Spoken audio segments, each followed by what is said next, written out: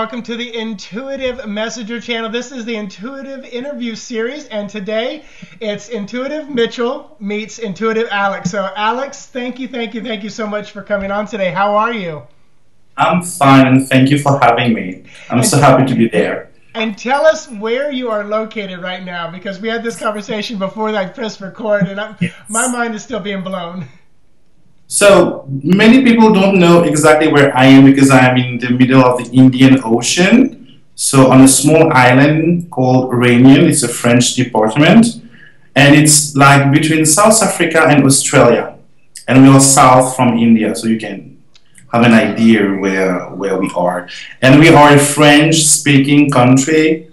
There are not that much people who speak English, and bear with me if I'm not, my English is quite poor. and it's funny because I told you beforehand, I said I will be Googling where you are from so I can find out, because it's oblivious to me. So when I do these interviews, I love to ask everybody, what got you to this moment to be who you are, Intuitive Alex? So whatever you want to share about your journey to this moment, what got you here?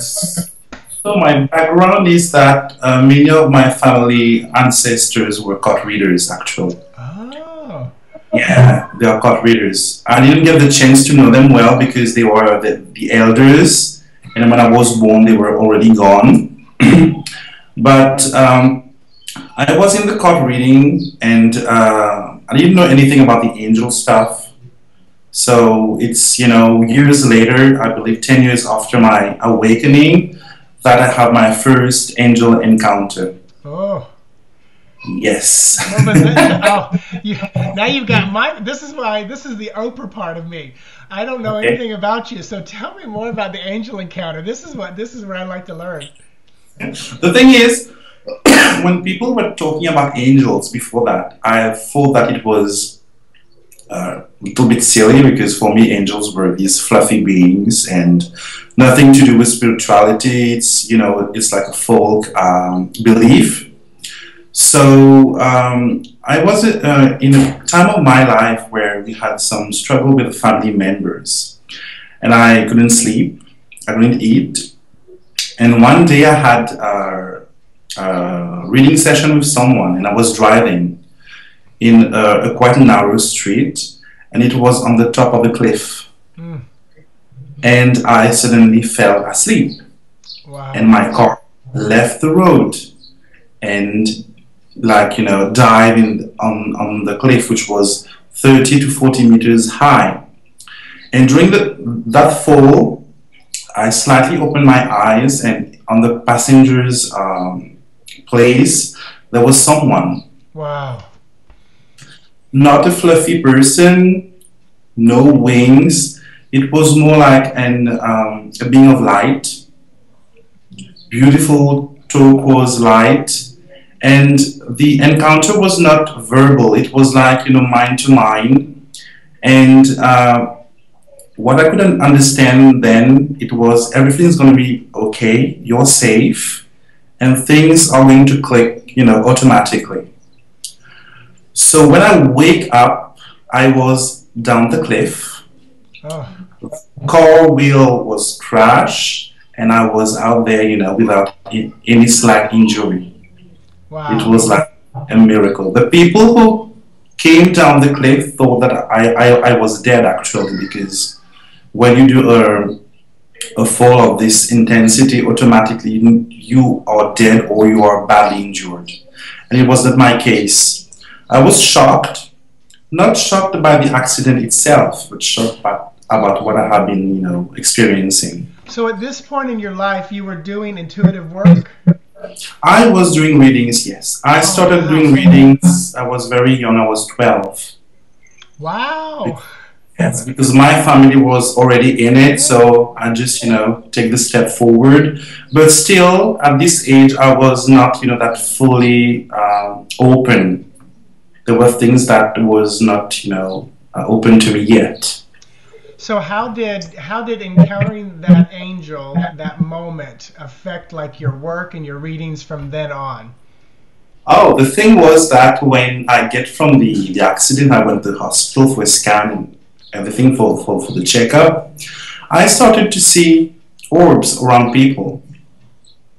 And I thought that I had hit my head or, have some sort of trauma that needed to be fixed. And I was seeing these little lights everywhere. And you can check on my YouTube channel, there is a video that I have put of angel orbs flying in my bedroom. And I have the chance to film them. You can see a stream of orbs that fly in the room. You may not be familiar, but we do a radio show with my friend Jamie, and we used to have a co-host, Evan. Well, he passed away this past March. I mean, he was younger than me. And I was at a tarot conference in a hotel room, and I was doing the video, and right at the end I said, oh my gosh, by the way, today is Evan's birthday. And I went, happy birthday.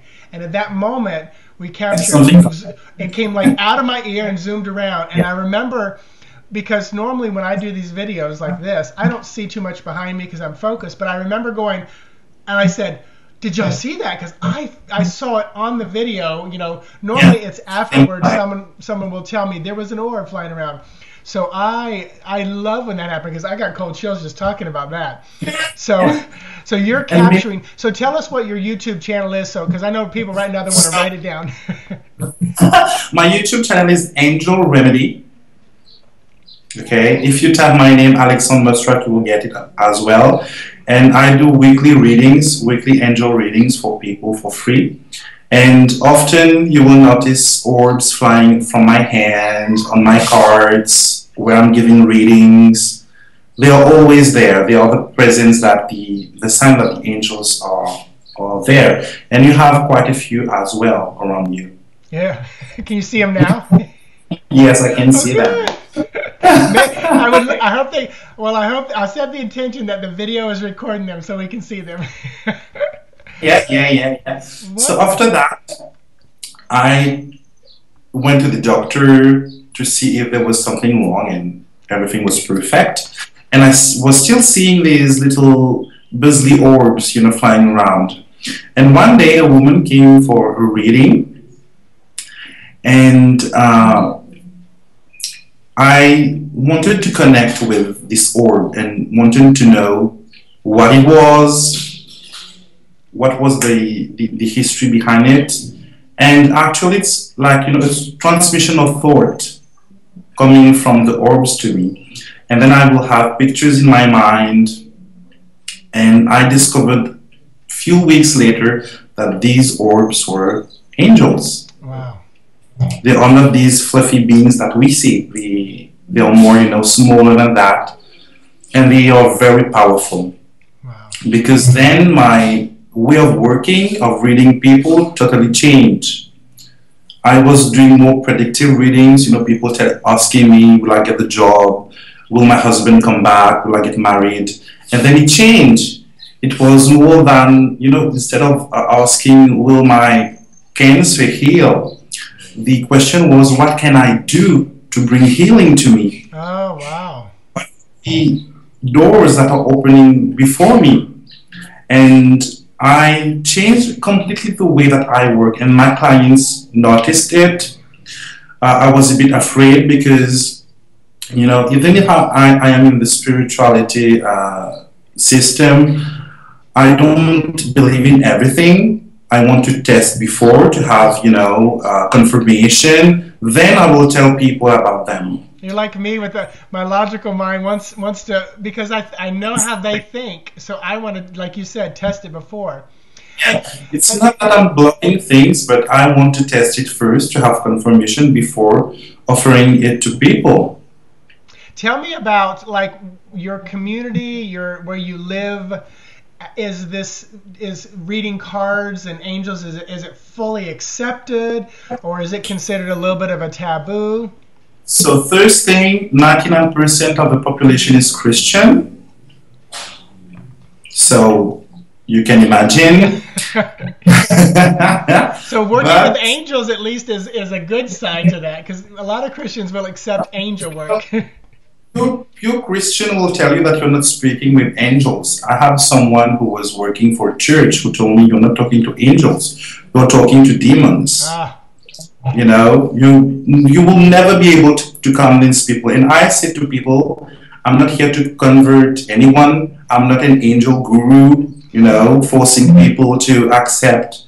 I'm just telling you what I see, and now the information is yours. You do whatever you want with it.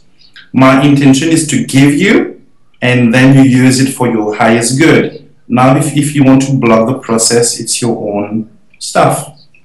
Perfect. So, but anyway, card reading is quite open because you know, in small island, what is important is the word of mouth.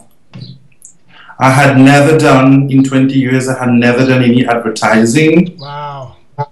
I had never posted anything to advertise myself. It was always word of mouth. And are you doing this work full time right now? Yes, I'm a full-time reader for many years now. See, and that is huge for probably, you know, 100% of the people watching this video, because so many still, like myself, I know that my calling is still in the corporate world, but I do this work part-time, but it's slowly catching up financially to that. And I know I'm still called to be in that corporate world for certain reasons, but I tell you, there are many people who would love to flip it right away and become, you know, full-time. So I love to hear that people can do it. Yeah, I think that you're still in the corporate world because the corporate world need your light. Well, and when you're done with them, you will have your path. And thank you for saying that, because I tell you, I am pulled into offices and doors are quietly closed, and they'll say, so what do you think about, I mean, these are people that should not be asking me, because I work for an organization that is a conservative Christian owned company. So, you know, I'm not only am I, you know, an out gay man, but I'm also a gay psychic medium, you know, working in this world. So I tell you, not to switch too drastically, but I know you probably know Rana George and her Lenormand world, but you know I love that she's been doing, you know, Lenormand for many years, and you're telling me that this is something you've done for years as well. Is that correct? And yes, let's just click to the Lenormand. The thing I have just told people ask me, because I also design Lenormand cards. And people ask me, how can you do angel readings and then do tarot and then do Lenormand? Yeah. The thing is, these are tools. For me, a deck of cards is like a smartphone that I use to connect myself to the divine line of communication. So if you use pendulum or whatever you are open to, it's okay. So for the Lenormand, the history began when I was 12 years old. Oh, wow. Yes, I was at this time when I started reading, I was using playing cards for reading because this is what my family used. And then I discovered that there were other cards that was created for fortune telling at this time, and it was tarot. And as we are in France, so it was le Tarot de Marseille. So let me stop you. So you started like with Lenormand, and then you discovered there was another card called tarot, right? No, I was doing playing cards. Oh, wow. I wanted a tarot. I didn't know about Lenormand yet. Okay. Because I find, can you tell I find that so fascinating? Because in my country, it's like tarot. Everybody knows tarot. Then they discover other cards. And I love that you were using, and you're talking about just a deck of playing cards. Just like, yes, okay, we do playing cards from 7 to 10 and with the faces, which is, this is what we call in French, le jeu de piquet. The piquet game, was used for divination. So I wanted a tarot deck, and at this time there was no, online stores, internet was not that popularized like now. My uncle was traveling to Belgium for 3 months because he was a businessman. So I asked my aunt if she could ask my uncle to bring me a tarot deck.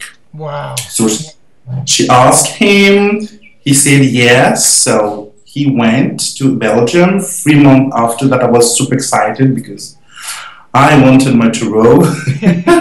When he came back from his travel, he invited us for lunch, and then he gave me my gift. And from the package, I instantly knew it was not a tarot deck. Oh. was a small red box. And when I looked at it, it was written Jeu de bonne aventure de Mademoiselle Lenormand, which means fortune telling of Madame Lenormand. Fortune telling cards of Madame Lenormand. Oh my. So I was, you know, feeling quite disappointed because I didn't want that. But I was polite. I say thank you, I smile and whatever. And I started to play with the cards. And the images were actually pretty because the deck that I had at this time was the Piatnik version of Lenormand, which is made by Portamundi, a Belgian publisher who make it. And this day my cousin asked me for reading because he was a professional electrician and he had misplaced his new toolbox that he really needed for his work on Monday. It was a Sunday. So I take the cards and I laid it like I used to lay the playing cards because I use the playing cards meaning that I knew. And the combination that I got was mice, tower, coffin, house. And it was like, boom. I instantly knew the lost object was on something tall, the tower, something dark, the coffin, and it was in the house. So I told him it's on the tallest furniture of the house, and you will find it there. And he instantly knew where it was. Wow. And you know what I find interesting? Your first reading with your new set of tools was about a toolbox. That's his livelihood, right? So I just find that, see, that's what I love. I find the parallels amazing. Your new toolbox, your new toolkit first reading was about his thing, which brings him the livelihood. Wow.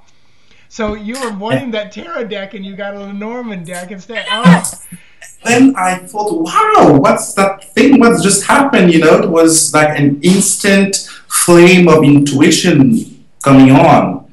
And since that day, I used the Lenormand cards prior to I still use them. But it quite changed with time. The meanings are not all the same. They are not the traditional meaning that we know, because each person has its own meaning. Even if I teach about Lenormand, I teach the traditional way, but I keep my system for myself, because people will tell me, yes, the lily card is not about sex, it's about purity and virginity, you know. Each people will, when I see the ship in a reading, I know it's your car, and it's not traveling. So each people has its way of reading the Lenormand cards, which is fabulous. Yeah, wonderful. So I tell you, this is the most fascinating interview I've done because of just the story you have. So I appreciate it. So tell us, kind of briefly about your decks, where people can view them, see them, and anything that you've got in the works that nobody else might know about, or I always say, what's next? Tell us what's next. I have three or four range of cards. I have the Lenormand cards. I have 4 or 5 of them I don't already know it in head. Jonalek de la Rose, which is common friend to you as well, had reviewed my Mon Petit Lenormand. So you can check her videos also on YouTube. You will find my deck. You can go to my website, angelcartomancy.com. And everybody watching, I'll have his links all below. You'll send me all the links you want in the video below, so I'll attach them to it. Yes, and you will find all my angel cards, Lenormand cards, tarot cards, things which are not really Lenormand, or it's more fortune-telling cards. And I have also a small book on reading the playing cards, with a set of cards that goes with them. And I have everything on my website, readings and whatever, personal readings, everything. You will find everything there, even my personal history. Oh, wonderful, wonderful. Well, I tell you, Alex, I truly, truly appreciate this. I adore your energy. I was just sitting here listening to thinking, man, you are so grounded. What is your zodiac sign? Are you an earth sign? I'm water sign. Me too. I'm March 14th. When is your birthday? 16th. No, we're 2 days apart. And my rising is Leo and my Capricorn moon. That's where I am too. So, rising is Leo too. That's funny. That's funny because I've got a mutable, a fixed, and a cardinal, and a fire, a water, and an earth sign. So no wonder I jive with your energy. I love it. Well, I tell you, thank you, everybody watching. I will have all the links and everything below in the YouTube video so you can see that. Intuitive Alex from Intuitive Mitchell, thank you so very much. I appreciate it. Halfway around the world. Bye-bye. Thank you for having me.